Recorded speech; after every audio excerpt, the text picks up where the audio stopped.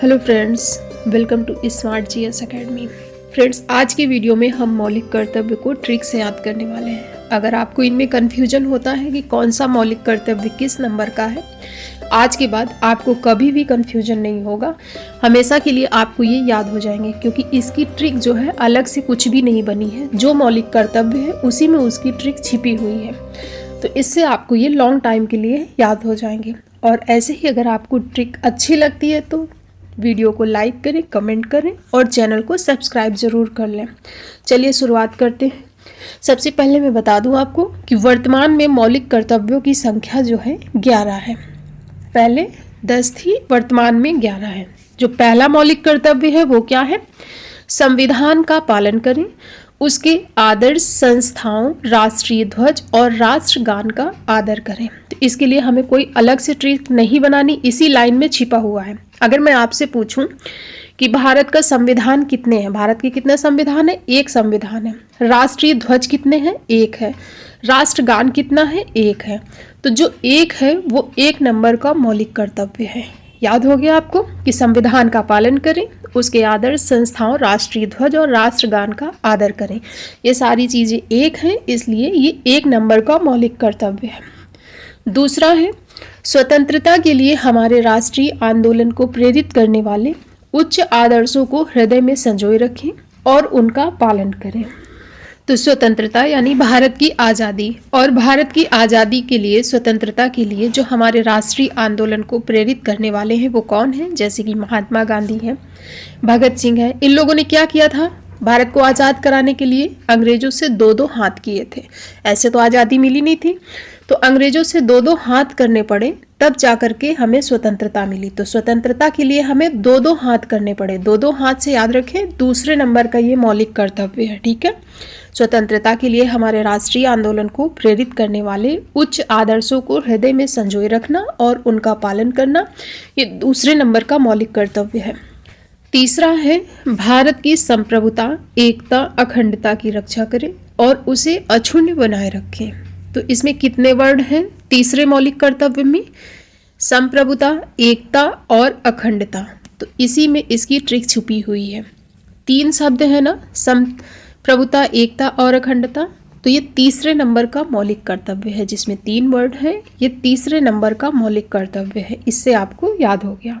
फिर चौथा मौलिक कर्तव्य है, देश की रक्षा करें और आवाहन किए जाने पर राष्ट्र की सेवा करें। तो क्या करें? देश की रक्षा करें, और जब जरूरत पड़े देश के लिए आवाहन किया जाए, बुलाया जाए कि राष्ट्र की सेवा के लिए आइए, तो क्या करना है? चारों दिशाओं से आना है। जब भारत में अगर जरूरत पड़ेगी कि देश की रक्षा का सवाल है और आपको बुलाया जाए, तो चारों दिशाओं से लोग आएंगे। चारों दिशाओं से हो जाएगा चौथे नंबर का मौलिक कर्तव्य है ये। ठीक है, कि देश की रक्षा करें, आवाहन किए जाने पर राष्ट्र की सेवा करें। आपके सामने क्वेश्चन जब आएगा कि किस नंबर का मौलिक कर्तव्य है, तो आपको याद आ जाएगा कि इसमें क्या करना है, चारों दिशाओं से आना है, तो ये चौथे नंबर का है। फिर है पांचवा, भारत के सभी लोगों में समरसता और समान भ्रातृत्व की भावना का निर्माण करें।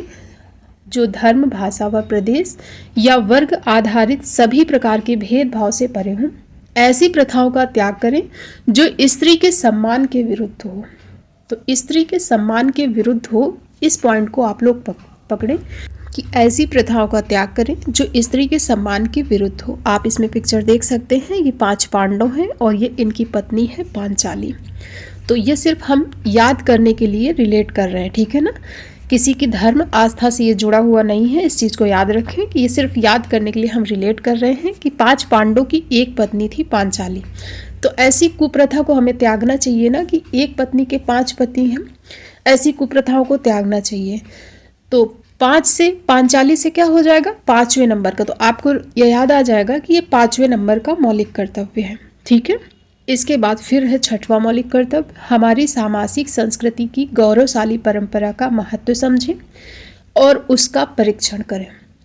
यह है 6वें नंबर का मौलिक कर्तव्य। तो 6वें नंबर के मौलिक कर्तव्य में हमारी संस्कृति की जो गौरवशाली परंपरा है, इस पर ध्यान दिया गया है।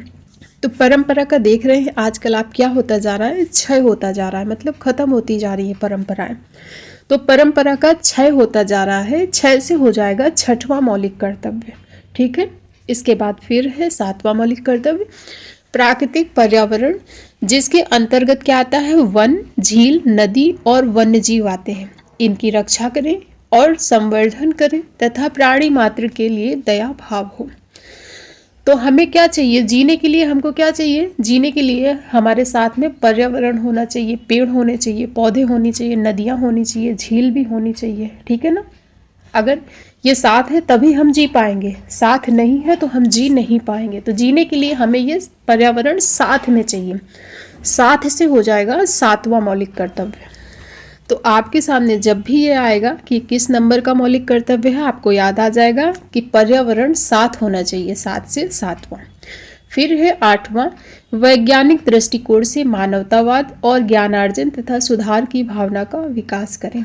नॉर्मली इंसान क्या करता है, ज्ञान अगर चाहिए, ज्ञान की तलाश में निकले तो वो चारों दिशाओं में से ज्ञान खोज सकता है, एक नॉर्मल इंसान, ठीक है। 4 दिशाएं हैं, चारों दिशाओं से ज्ञान खोज सकता है। लेकिन जो वैज्ञानिक लोग होते हैं वो 4 नहीं 8 दिशाओं से खोज सकते हैं ज्ञान को। ऐसा हमें रिलेट करना है कि वैज्ञानिक लोग, जो वैज्ञानिक दृष्टिकोण होता है, वो 4 दिशाओं से नहीं बल्कि 8 दिशाओं से ज्ञान की खोज कर सकते हैं। तो ये 8वें नंबर का मौलिक कर्तव्य है, वैज्ञानिक दृष्टिकोण वाला। इसके बाद फिर है 9वां है सार्वजनिक संपत्ति की सुरक्षा रखें और हिंसा से दूर रहें। तो हिंसा हमें नहीं करनी है, ये किस नंबर का मौलिक कर्तव्य है, 9वें नंबर का है। हिंसा हमें नहीं करनी है, नहीं को इंग्लिश में बोलते हैं नो, हिंसा से दूर रहो, हिंसा नहीं करो, नो से हो जाएगा 9, ठीक है। इसके बाद फिर है 10वां है व्यक्तिगत और सामूहिक गतिविधियों के सभी क्षेत्रों में उत्कर्ष की ओर बढ़ने का सतत प्रयास करें, जिससे राष्ट्र प्रगति की ओर निरंतर बढ़ते हुए उपलब्धि की नई ऊंचाइयों को प्राप्त किया जा सके। तो इसमें बात की गई है राष्ट्र प्रगति की ओर निरंतर बढ़ते हुए उपलब्धि की नई ऊंचाइयों को प्राप्त करें। तो राष्ट्र प्रगति की ओर अकेले तो बढ़ नहीं सकता है, जब 10 जनों की सहायता मिलेगी, 10 जन यानी 10 लोगों की सहायता मिलेगी, तब राष्ट्र प्रगति की ओर निरंतर बढ़ेगा और उपलब्धि की नई ऊंचाइयों को प्राप्त भी करेगा। तो याद रखना है, आपके सामने जब ये आएगा तो आपको याद आ जाएगा कि 10 जन के सहयोग से ही ऐसा हो सकता है। तो ये 10वें नंबर का है। फिर है 11वां, माता पिता या संरक्षक द्वारा 6 से 14 वर्ष के बच्चों के लिए प्राथमिक शिक्षा प्रदान करना, ये 11वें नंबर का मौलिक कर्तव्य है और ये 86वें संविधान संशोधन 2002 से जोड़ा गया है। इस चीज़ को याद रखें। और ये आपको याद हुए हैं या नहीं हुए हैं, इसका होगा संडे को टेस्ट, तो आप लोग टेस्ट में ज़रूर जुड़ें। लाइव आकर के मैं आपसे क्वेश्चन पूछूंगी, आपको आंसर करना है, तो इसके लिए आप लोग चैनल को सब्सक्राइब जरूर कर लें, ठीक है।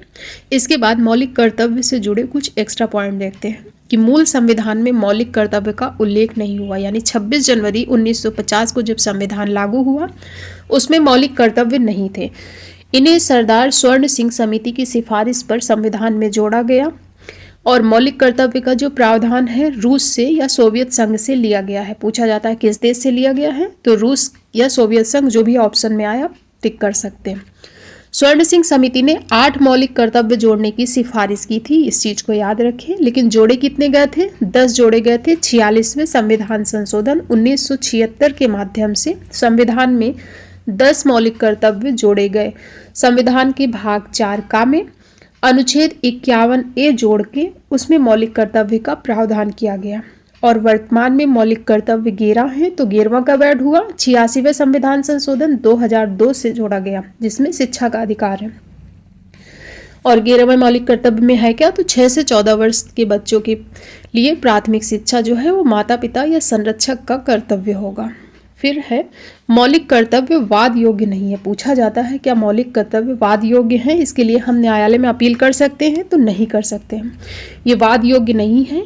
मौलिक कर्तव्य के लिए हम किसी भी न्यायालय में अपील नहीं कर सकते हैं। जैसे हम मौलिक अधिकारों के लिए, मौलिक अधिकार का हनन होता है तो उसके लिए हम सीधे सुप्रीम कोर्ट या हाई कोर्ट जा सकते हैं, तो मौलिक कर्तव्य के लिए ना हम किसी न्यायालय में अपील नहीं कर सकते। इस पॉइंट को आप लोग याद रखें।